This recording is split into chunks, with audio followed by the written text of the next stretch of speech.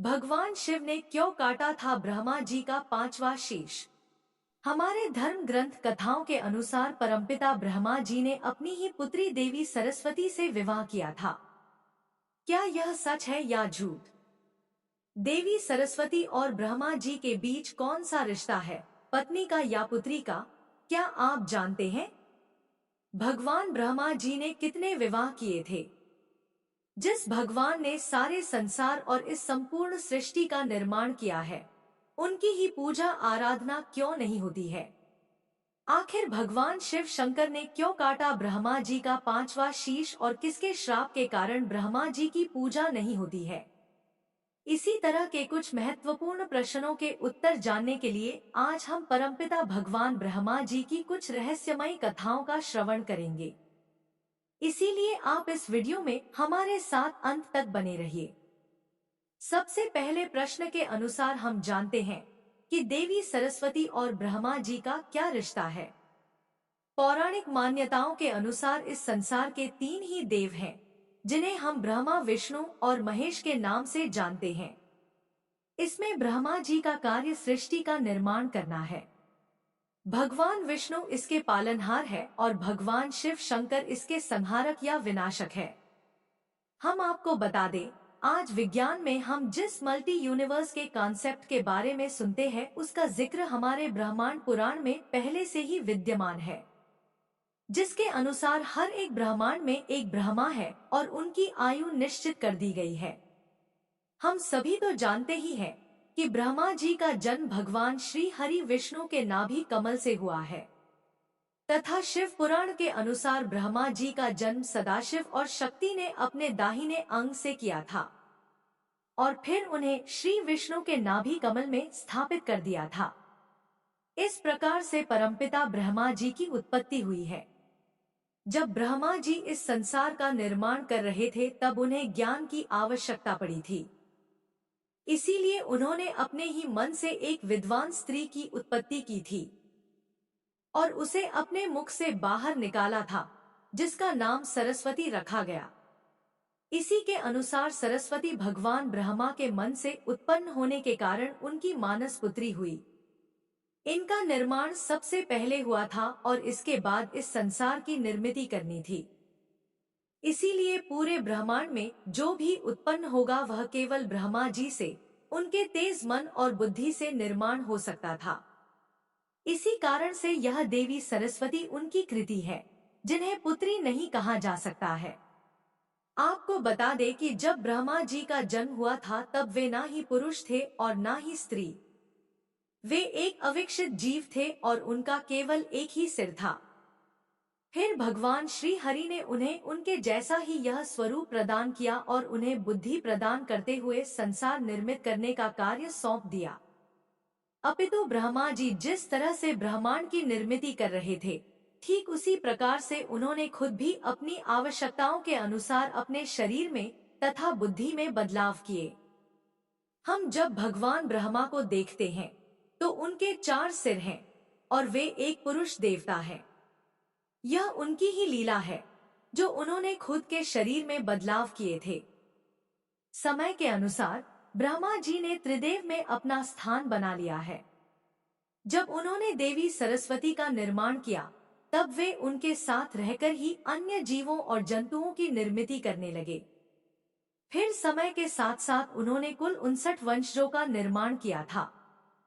पुराणों के अनुसार ब्रह्मा जी के मानस पुत्र मन से मार्ची, नेत्र से अत्रि, मुख से अंगरस, कान से पुलस्त्य, नाभि से पुला, त्वचा से कृतु, प्राण से वशिष्ठ, अंगस्त से दक्ष, छाया से कंदर, गोद से नारद, इच्छा से सनक, सानंदन, सनातन संत कुमार, शरीर से स्वयंभू मनु, ध्यान से चित्रगुप्त आदि पुराणों के अनुसार भगवान विष्णु के नाभिक मल से आविर्भव चतुर्मुख प्रजापति ब्रह्मा की उत्पत्ति हुई।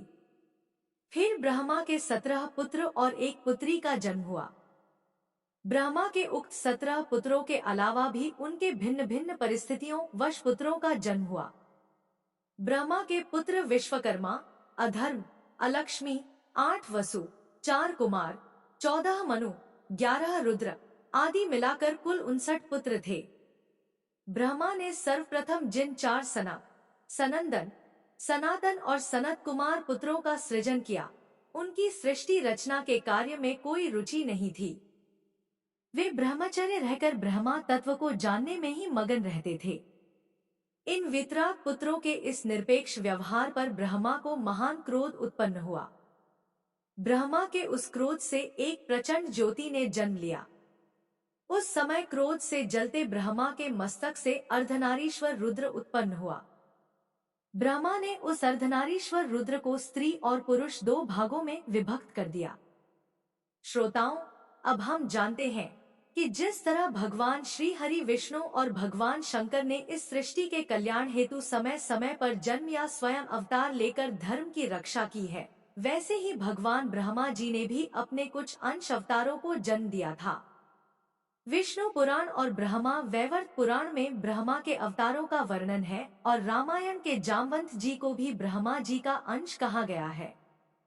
अब हम जानते हैं कि जिस सरस्वती से भगवान ब्रह्मा ने विवाह किया था वह अलग है तथा उनका निर्माण भगवान श्री विष्णु और आदि शक्ति ने अपनी दिव्य शक्तियों से किया था, जिसका वर्णन हमें ब्रह्मा वैवर्त पुराण में मिलता है, जो सती भारती के नाम से भी जानी जाती है। यह देवी भगवान श्री हरि के मुखारविंद से उत्पन्न हुई थी, जो देवी महालक्ष्मी है। अतः लक्ष्मी देवी नहीं, श्री हरि से जो उनका सत्व प्रधान रूप उत्पन्न हुआ, देवी का वही रूप सरस्वती कहलाया है। यह तो सच है कि देवी सरस्वती का वर्ण श्वेत है, उनकी छवि बहुत सुंदर है। वे वागीश्वरी नाम से भी प्रख्यात है। उनके 2 हाथों में वीणा और पुस्तक है और 2 में माला एवं श्वेत कमल है। देवी महासरस्वती का भी वर्ण श्वेत है। कुछ काल के पश्चात देवी महासरस्वती का भगवान श्री हरि विष्णु के साथ तथा सरस्वती का ब्रह्मा जी के साथ विवाह संपन्न हुआ था। देवी महासरस्वती का स्वरूप देवी ब्रह्मचारिणी के समान माना जाता है। शायद यह बात आपको समझ नहीं आई होगी, लेकिन हम आपको बताते हैं कि सनातन धर्म शास्त्रों में 2 सरस्वती देवियों का वर्णन आता है, एक जो ब्रह्मा की पत्नी सरस्वती एवं एक ब्रह्मा की ही पुत्री तथा दूसरी श्री विष्णु की पत्नी सरस्वती है। ब्रह्मा जी की पत्नी सरस्वती मूल प्रकृति से उत्पन्न सतोगुण महाशक्ति एवं प्रमुख त्रिदेवियों में से एक है। विष्णु जी की पत्नी सरस्वती ब्रह्मा के ज्येष्ठा से प्रकट होने के कारण वह ब्रह्मा की पुत्री मानी जाती है। कई शास्त्रों में इन्हें मुरारी वल्लभा विष्णु पत्नी कहकर भी संबोधन किया गया है। धर्मशास्त्रों के अनुसार दोनों देवियों को समान नाम, स्वरूप, प्रकृति, शक्ति एवं ब्राह्मण ज्ञान विद्या आदि की अधिष्ठात्री देवी मानी गई है। इसलिए इनकी ध्यान आराधना में ज्यादा भेद नहीं बताया गया है। पौराणिक कथाओं के अनुसार भगवान ब्रह्मा जी की 5 पत्नियां थीं, जिनके नाम सावित्री, गायत्री, श्रद्धा, मेधा और सरस्वती हैं। इनमें से सावित्री और सरस्वती का जिक्र ज्यादातर जगहों पर मिलता है। सरस्वती से विवाह के पश्चात भगवान ब्रह्मा और देवी ने धरती पर अवतार लेकर अपना गृहस्थ जीवन यापन किया। इसी दौरान उन्होंने स्वयंभू मनु और देवी शत्रुपा को जन्म दिया, जो कि संसार के सबसे पहले स्त्री और पुरुष हैं। कुछ सालों पहले जब देवी सरस्वती ब्रह्मा जी के साथ रहकर सृष्टि निर्माण का कार्य कर रहे थे, तब उनकी सुंदरता और यवन को देखकर ब्रह्मा जी कामुकता से भर गए और उन्हें ही पाने के लिए वे उनके पीछे पड़ गए। जब देवी चारों दिशाओं में छिपने के लिए भाग रही थी, तब ब्रह्मा जी ने अपने चारों शीशों से उन्हें चारों दिशाओं में ढूंढना शुरू किया। अपने ही पिता की कुदृष्टि अपने ऊपर पड़ती देख उन्होंने रूप बदलकर धरती से ऊपर जाने की ठान ली। वहीं दूसरी ओर ब्रह्मा जी ने अपना एक और सिर ऊपर की दिशा में निकाला। तब देवी सरस्वती भगवान शिव के पास चली गई और फिर अपनी रक्षा हेतु उनसे प्रार्थना करने लगी।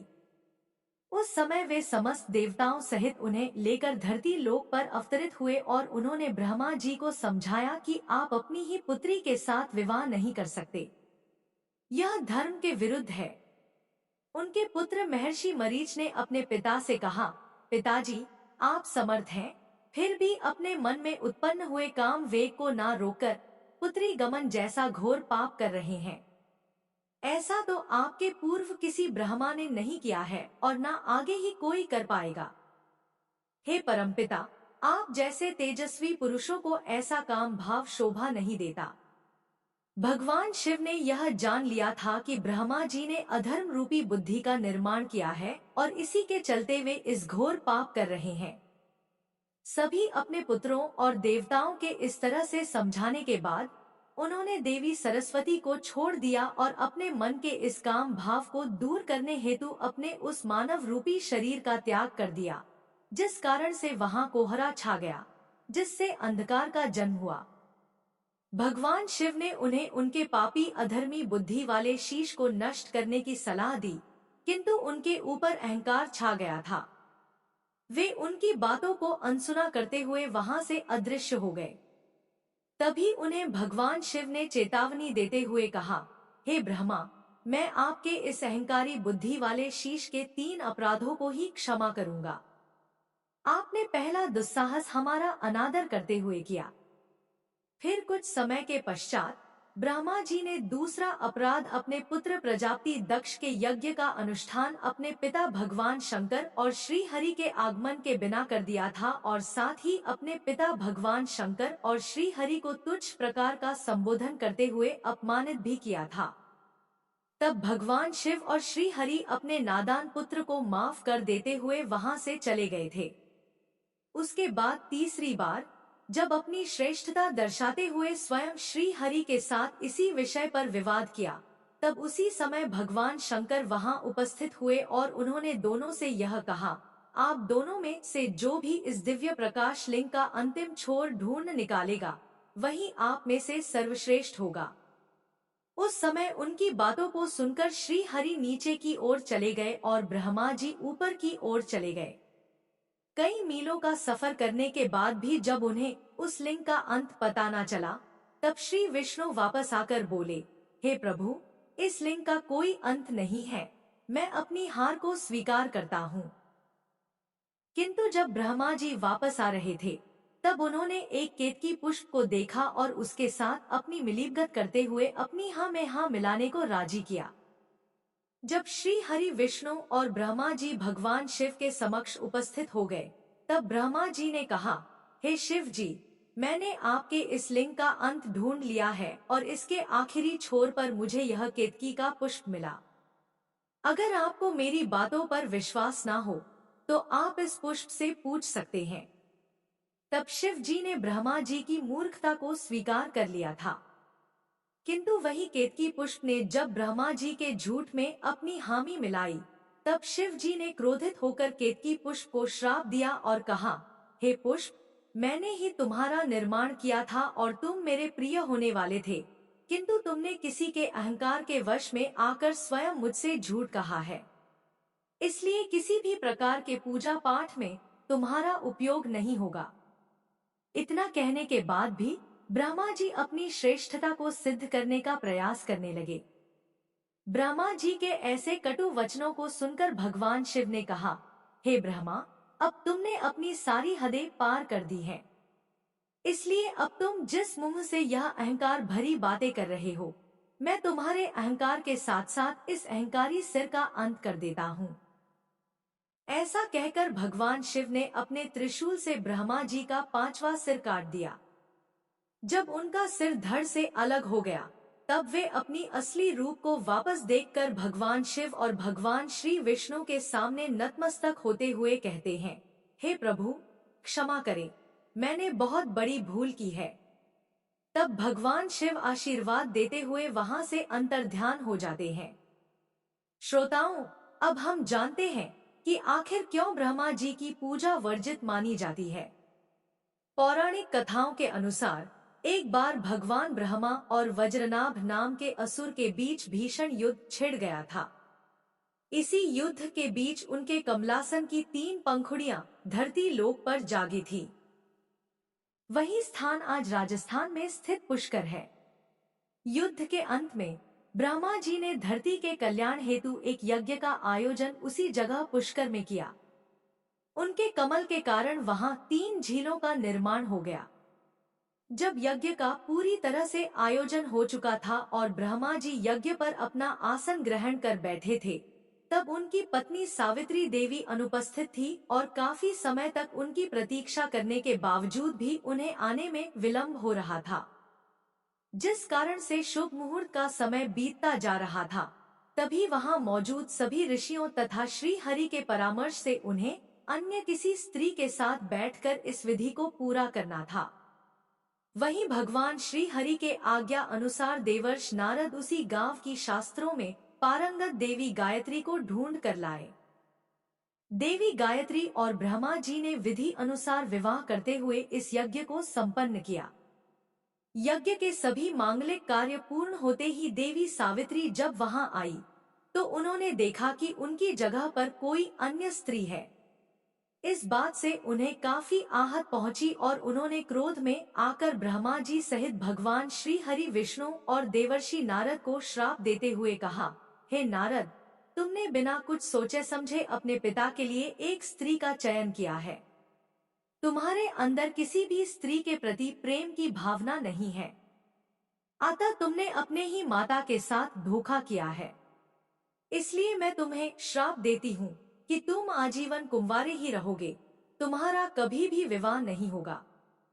क्रोध से आगे बढ़ते हुए सावित्री ने भगवान श्री हरि से कहा, हे श्री हरि नारायण, आप तो इस जगत के पालनहार हैं, फिर भी आपने यह कैसा दुष्कर्म किया है?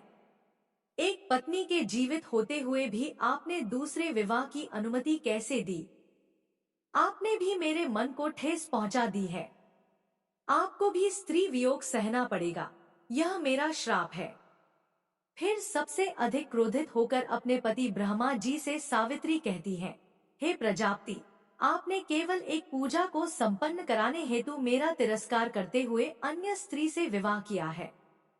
ऐसा करते हुए क्षण भर भी आपके मन में मेरे लिए स्नेह प्रेम का भाव नहीं आया है, और आपने जिस पूजा मात्र के हट को पूरा करने के लिए दूसरा विवाह किया है, आज मैं इस सारे संसार को साक्षी मानकर आपको यह श्राप देती हूँ कि आज के बाद इस संसार में आपकी कोई भी पूजा आराधना नहीं करेगा। आप तीनों लोकों में पूजा से बाध्य नहीं रहेंगे। फिर कुछ समय के पश्चात जब देवी सावित्री का क्रोध शांत हुआ, तब भगवान श्री हरि, विष्णु और शिव जी ने उन्हें अपने श्राप को वापस लेने के लिए बहुत मिन्नतें की, पर एक स्त्री के कठोर आचरण ने उन्हें क्षमा न करने की ठान ली थी। तब वे ब्रह्मा जी सहित अन्य देवताओं से कहती हैं, यह तो निश्चित है कि श्री हरि को स्त्री वियोग सहना ही पड़ेगा और मेरे स्वामी ब्रह्मा जी की इस पूरे संसार में केवल पुष्कर में ही पूजा होगी और यही इनकी प्रतिमा स्थापित की जा सकती है। इतना कहकर वे सभी वहां से चले गए। हम सभी यह जानते हैं कि भगवान श्री हरि को राम अवतार में अपनी पत्नी का वियोग सहना पड़ा था और ब्रह्मा जी का पूजा करने योग्य मंदिर केवल राजस्थान के पुष्कर में ही स्थित है। तो श्रोताओं, आपको यह जानकारी कैसी लगी? कृपया कमेंट करके जरूर बताएं। हर हर महादेव। अगर वीडियो पसंद आई तो हमारे चैनल को सब्सक्राइब करें। धन्यवाद।